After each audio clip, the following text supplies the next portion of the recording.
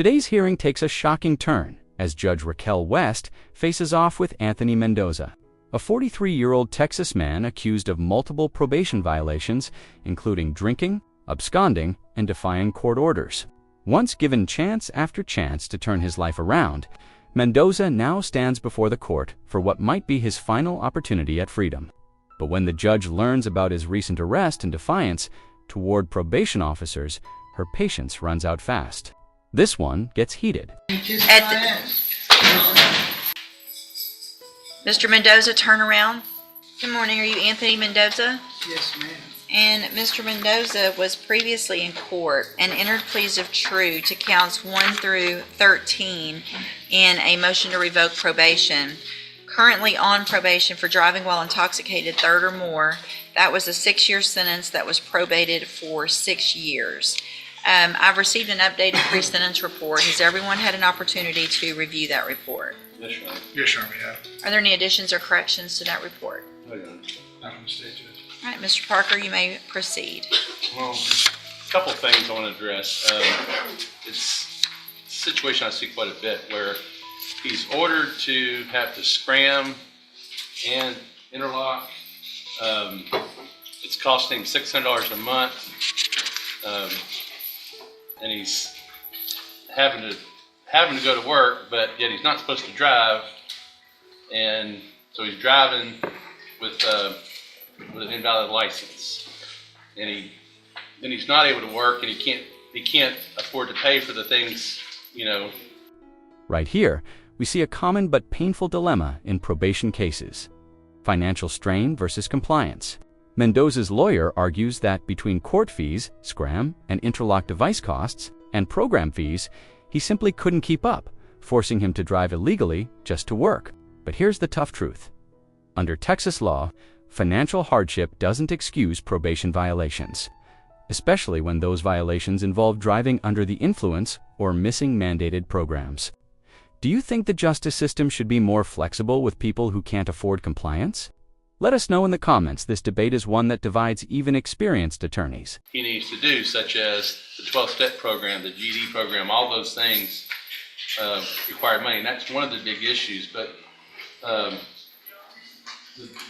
things I'm concerned about is that it says that he went to the Safe P Relapse program.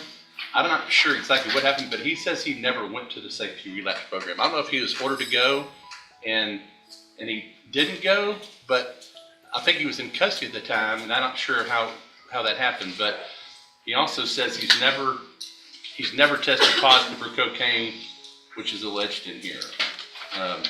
It addresses an issue that he apparently had with one of the directors of the facility where he became combative, and this also in turn is tied to a scram device. He ended up developing a big sore on his ankle, so he would put his sock behind the scram device. And in this incident, he was frustrated and he wanted to take his boot off to show the director the problem that he had. And that's when they were saying that he was being disruptive. He has no other felonies, Judge, and he wants the opportunity to go back to he wants to complete his probation. He wants to do the Safe P Relapse.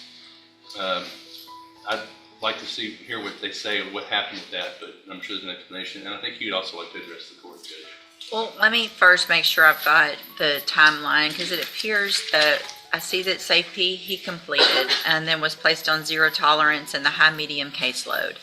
And after that, there was an issue where he was testing positive, again, for alcohol and cocaine, which I understand he denies the cocaine, but that's what this alleges. And in October of 2022, I'm assuming through an administrative hearing, was granted relapse Safe P. Yes, sir. There was a motion to revoke that was filed and came before the court, and he was ordered to go to relapse Safe P, and he absconded, and he never went to relapse. So he wasn't in custody? No. Okay. And then, so we didn't see him again until August 11th of 2023 when he was arrested. And there it is, the turning point. After months of avoiding probation check-ins, Mendoza was finally found not through compliance, but through a new arrest for aggravated assault with a deadly weapon in Houston. The irony: this was the same man claiming he wanted a second chance. Judges don't look kindly on absconders, especially when new violent charges appear during probation. At this point, Judge West's tone changes. Compassion turns to frustration. You can almost feel the tension building as she realizes just how many chances this man has already been given. Arrested in Houston.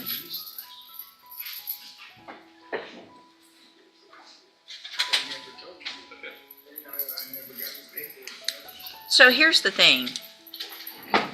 Whether you probably didn't get any paperwork. Come up here to the front, in the middle here.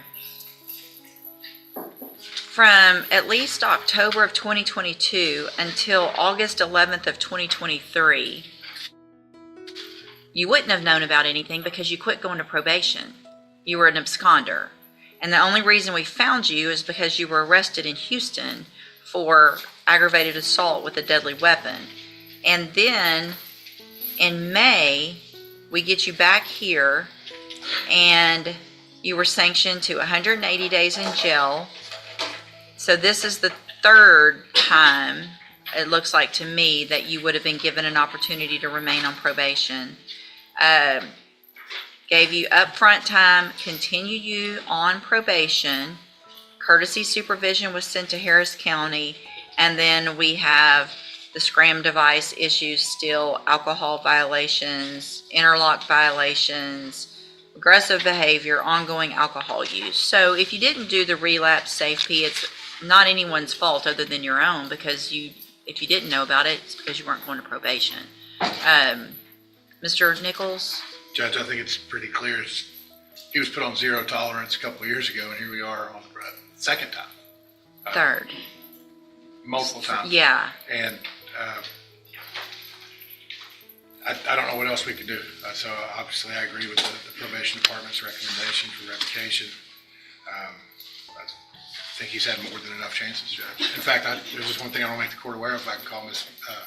Martinez real quick. Yeah, sure. Ms. Martinez, would you please raise your right hand? Do you swear affirm the testimony you're going to give in this hearing will be the truth, the whole truth, and nothing but the truth, so help you God? Thank you. Go ahead. Ms. Martinez, you were supervising, well, Mr. Mendoza was on Harris County supervision, correct? Yes, sir. And you were the Jefferson County officer responsible for monitoring, is that correct? Yes. And back in October, when he started having these violations and the warrant was issued, did you advise him to turn himself in? Yes. And what was his response to you? He had responded. Did you catch that? When asked to turn himself in after a warrant was issued, Mendoza's only response to the probation officer's email was a single word. Ha! That tiny word just sealed his fate. In courtroom terms, that's not defiance, that's disrespect. It shows zero accountability, and judges read that as a complete lack of remorse. What would you do if you were the judge here? Would that ha have been the last straw for you, too? With an email that said, ha. That was his only reply to you. Did I ask you to print me out a copy of that? Yes. Showing you what I marked mistakes to one, for purposes of this hearing, is this a copy of the email with his reply to you? Yes. To the defense attorney, Your Honor. To the court, for purposes of this hearing, I offer State's Exhibit 1. It's admitted. And is that pretty consistent with his level of cooperation and attempts to prevent probation while he's been supervised? Yes, sir. No other questions, Your Honor. All right, any questions? Just a couple. I want to clarify on the relapse program. You said y'all came to court on motion to revoke. Is that my understanding? Yes. And so the Safe P Relapse was ordered by Judge West, Yes. and he was here. The defendant was here. Mr. Mendoza was here at that time. Yes, sir. Well, wouldn't he have been taken into custody? Let me make sure, because I wasn't supervising. Okay. It may have been through an administrative hearing. So I'm trying to look. I was here.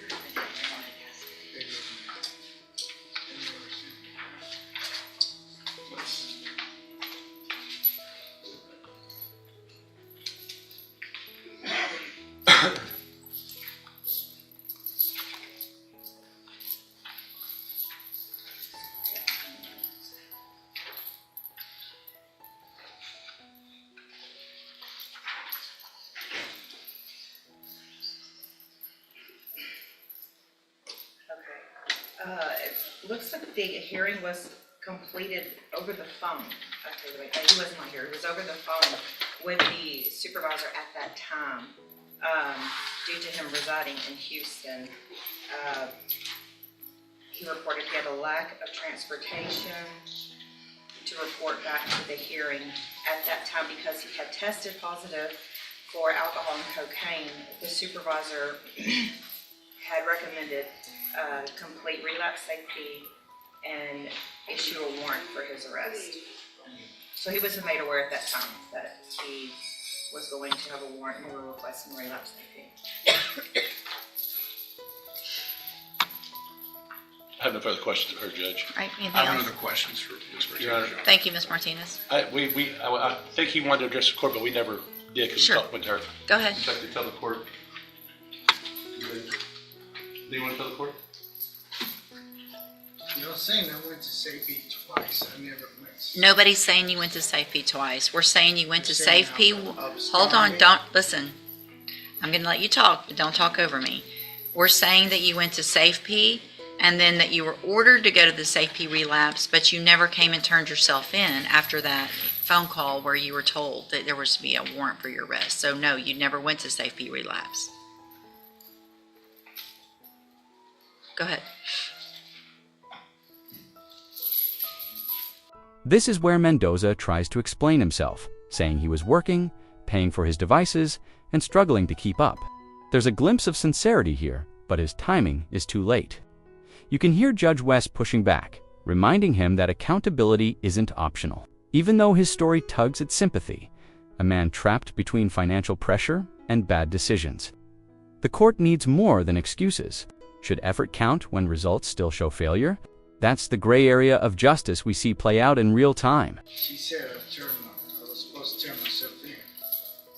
That was after I did the 9 months where felony assault got dropped to a misdemeanor terrorist threat. Mm-hmm. So when I was here, y'all let me out. And then I was trying to work and they kept saying that I was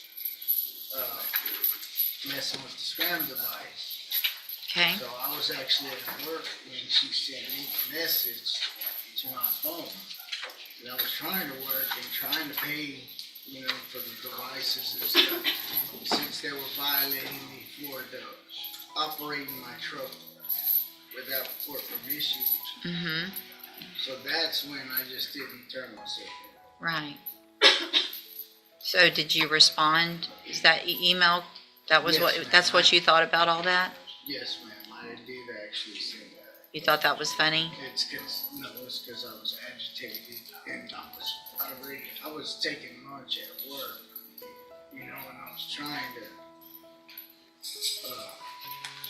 do things, trying to make money to take the classes, but with being on the scram device. Well, you had money to buy alcohol. You hadn't, because you kept drinking, because you kept messing. I mean, Mr. Mendoza, you have been given so many opportunities on this probation, and I understand that those things are expensive. However, if you had at any time stopped testing positive and having blood alcohol readings that were positive on those things, then you could have eventually gotten off of those. I don't keep people on those for very long. But the reason we had to keep doing it for you is because you kept drinking. You kept messing up.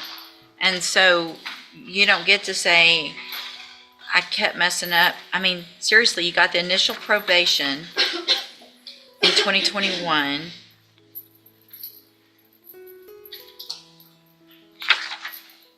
You got you got Safe P, you got some upfront time because of the hair. Listen closely here. This is classic Judge West. Firm, factual, but undeniably human. She reminds Mendoza that every single opportunity, rehab, safety programs, zero-tolerance probation was given, but each one ended the same way. More drinking, more violations. Her tone isn't just angry, it's disappointed. Because beneath the frustration is a judge who genuinely wanted him to succeed. It's moments like this that show how courtrooms aren't just about punishment, They're about people who ran out of chances. Jefferson County issue, didn't revoke you, haven't revoked you, 3 times haven't revoked you. And here we are with all of these violations. Through the TDCJ program, I was doing what I needed. The only time I had issues when I had the foot problem that I got from the halfway house. That's the only reason they said I absconded from the TDCJ program. Okay. I've actually done well through the program, through with the supervised division. The only time I messed up is when they stopped supervising me and made me go do these things by myself. Well, I mean, how old are you? How old are you? I'm 43. 43 years old. And I have no felonies on my record except for this. That doesn't mean anything. You have this felony and you have 6 years hanging over your head. And you've been given all the tools. You went to Safe P. You got aftercare. At some point, you have to take those tools and do for yourself and not come in and say, well, they made me do it for myself, so it's somebody else's fault that I kept drinking. We gave you the tools. If I can We're done. At this, we're done. No, we're done. Mr. Mendoza, turn around. You can say whatever you want, but you're going to face me and you're going to get your sentence. And if at this time I could give you more, I would, I promise you, but I can't. So I'm going to find... And with that final gavel, Judge Raquel West officially revokes Anthony Mendoza's probation, sentencing him to 6 years in the Texas Department of Corrections. After years of leniency, programs, and second chances, the message is clear. Accountability always wins in the end. that you entered your pleas of true to counts 1 through 13 freely and voluntarily. Find those counts true. Find sufficient evidence to revoke your probation, and at this time revoke your probation. Sentence you to 6 years in the institutional division of the Texas Department of Corrections. You will receive credit on that sentence for any time that you've been in custody that the law gives you the right to receive. I'm going to hand you a certification of your right to appeal. This was not an agreement, so you do have some rights to appeal. Y'all need to sign that before you leave right now. You need to sign that you're getting a copy of it, and then we'll give you your copy, and then when you're done with that, you can go back with the bailiff.